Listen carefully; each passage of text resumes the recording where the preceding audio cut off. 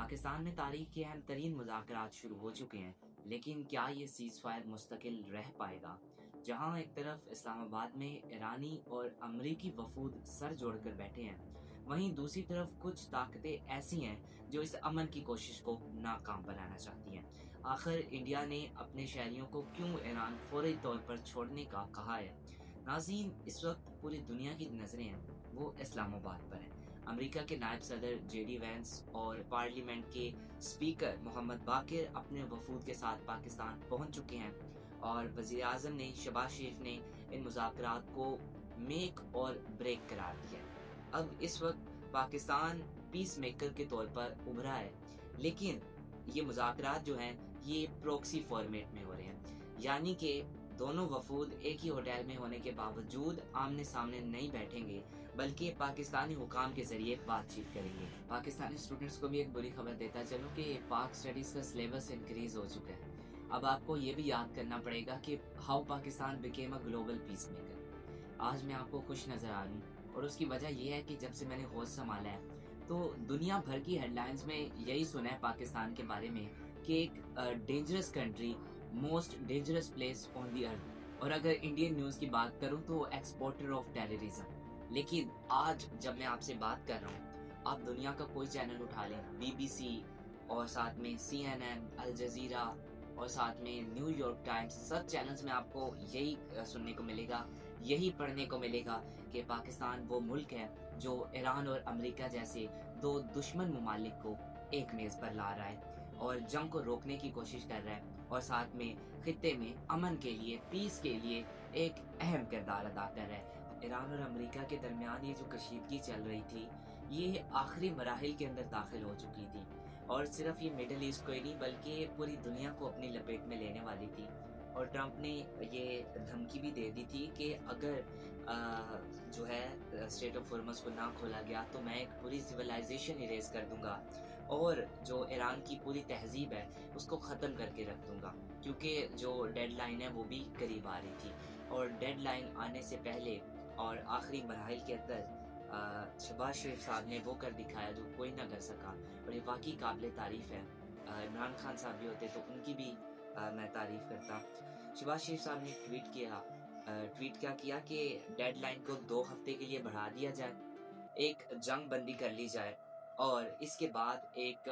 Negotiations کا جو ہے وہ راؤنڈ شروع ہوگا۔ میں آپ سے درخواست کرتا ہوں کہ جنگ بندی جو ہے وہ بند کر لیجئے۔ اب شہباز شریف صاحب کا یہ اچھا اقدام ہے، لیکن اس کے بعد کیوں اسے جو ہے وہ تنقید کا نشانہ بنایا جا رہا ہے، اور اس ٹویٹ کے بعد فوراً جو ہے وہ ٹرمپ کا کیا جواب تھا، یہ تو میں آگے چل کے بتاتا ہوں۔ اس سے پہلے بتاؤں کہ جو شہباز شریف صاحب کا ٹویٹ تھا، اس کے بعد جو ہے گلوبل مارکیٹ شفٹ ہونا شروع ہو گئی، اور اس ٹویٹ کے فوراً بعد ہی فائنینشیل مارکیٹس جو ہیں وہ گین ہونا شروع ہو گئے، اور اس کی جب ٹرمپ کی جانب سے کنفرمیشن ہوئی تو آئل پرائسز جو ہیں وہ 16% اس میں کمی دیکھی گئی ہے۔ اور سب سے بڑی خبر یہ ہے کہ ڈیلیگیشن مذاکرات کے لیے پاکستان پہنچ گئے ہیں دونوں، اور توقع یہ ہے کہ دونوں جو ڈیلیگیشن ہے ان کے درمیان مذاکرات جو ہیں وہ آج ہوں۔ دونوں فریق اس حقیقت سے آگاہ ہوں گے کہ پہلے بھی جب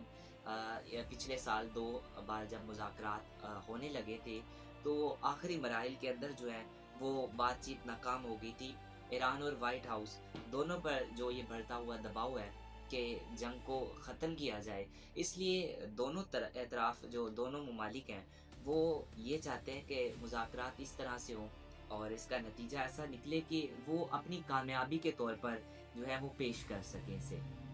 اب یہاں پر بڑا چیلنج یہ ہے کہ ہم نے یہ جو عارضی سیز فائر کروایا ہے، اسے عارضی نہیں رہنے دینا بلکہ اسے ایک مستقل جنگ بندی کے اندر تبدیل کرنا۔ یہاں پر یہ بھی میں آپ کو کلیئر کرتا چلوں، یہ جو آج فار ایگزامپل آج مذاکرات ہوتے ہیں، بات چیت ہوتی ہے دونوں ممالک کے وفود کے درمیان، لیکن آج ہی کوئی سلیوشن نہیں نکل آ جائے گا، آج ہی یہ فیصلہ نہیں ہو جائے گا کہ یہ سے مستقل جنگ بندی کے اندر اسے تبدیل کرنا ہے یا پھر نہیں، بلکہ یہ ایک پہلا راؤنڈ ہے، اور اس کے ساتھ ساتھ سیز فائر کو ناکام بنانے کے لیے بھی کچھ جو ہے وہ کوششیں کی جا رہی ہیں، کچھ طاقتیں جو ہیں وہ ایکٹیو ہو چکی ہیں۔ سب سے پہلے تو اسرائیل کے وزیر اعظم نے ایک سٹیٹمنٹ دیا ہے ایکس کے اوپر، اس نے ٹویٹ میں پہلے تو اپریشیٹ کیا ہے اس سیز فائر کو، لیکن آخر میں یہ بھی کہا ہے کہ اس جنگ بندی کے اندر لبنان شامل نہیں ہے، مطلب اس سیز فائر کے اندر لبنان کو اس نے جو ہے وہ تسلیم نہیں کیا۔ اب یہاں پر دیکھیں کہ ایران نے جو 10 شرائط دی ہیں وہ پاکستان کے ذریعے جو امریکہ کو دی ہیں، ان میں یہ اس نے کہا ہے کہ یہ جو سیز فائر ہوگا یہ ایران کے درمیان اور امریکہ کے درمیان نہیں ہوگا، بلکہ جو ایران کے اتحادی ممالک ہیں وہ بھی اس سیز فائر کے اندر شامل ہوں گے، لیکن اسرائیل نے اسے جو ہے وہ تسلیم نہیں کیا۔ اس کے علاوہ بھارت جو کہ اسرائیل کا اتحادی ہے، بھارت کے منسٹری آف افیئرس کی جانب سے ایک ایڈوائزری جاری کی گئی ہے، اور اس ایڈوائزری کے اندر جو ایران کے اندر بھارتی شہری ہیں، جو بھارت کے اپنے شہری ہیں، ان سے یہ کہا گیا ہے کہ یہ 2 ہفتے کا سیز فائر ہوا ہے، اس کا فائدہ اٹھائیں اور فوراً طور پر ایران سے نکلنے کی کوشش کریں۔ اب یہاں آپ اندازہ لگا سکتے ہیں کہ بھارت کو کہیں نہ کہیں سے جو ہے وہ خبر ہے، یا پھر ان کا یہ اندازہ ہے کہ یہ جنگ بندی جو ہے یہ مستقل نہیں ہو پائے گی، اور جو ہے وہ جنگ دوبارہ شروع ہو سکتی ہے۔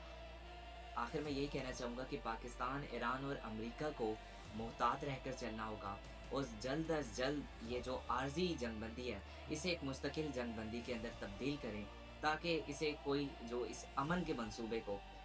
اس جنگ بندی کو جو ہے وہ کوئی ناکام نہ بنا سکے۔ جلد ملاقات ہوگی ایک نئی ویڈیو کے ساتھ۔ اللہ